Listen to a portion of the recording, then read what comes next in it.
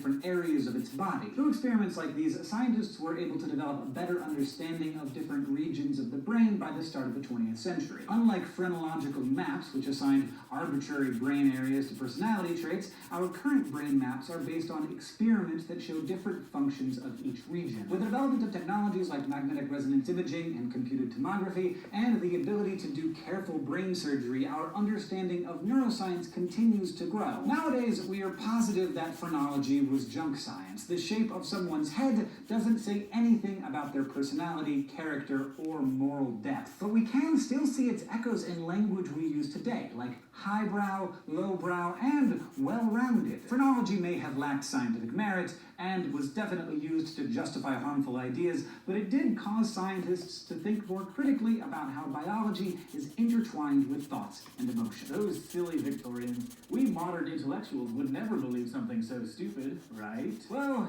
have you ever heard that we only use 10% of our brain? That's still a pretty common myth. Here's Hank to rip it apart.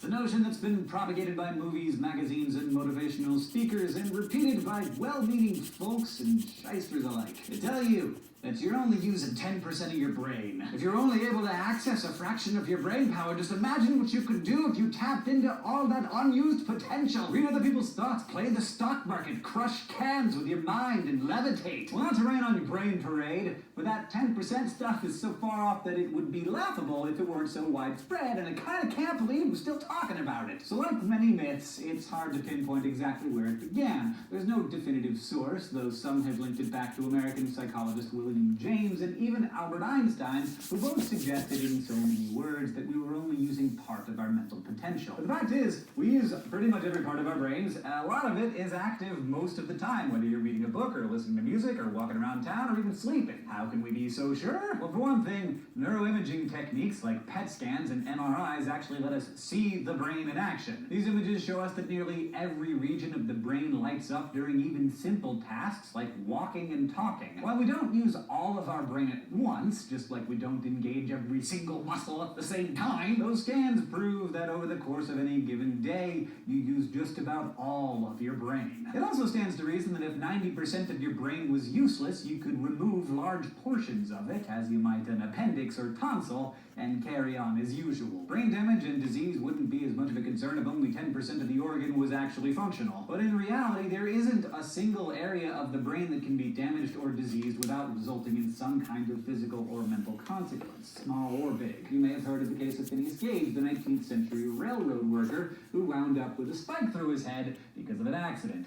It didn't actually stay in his head, it went all the way through and then kept going for quite a while. It didn't kill him, somewhat surprisingly, and he still had his memories and his skills, but many of his friends reported that he had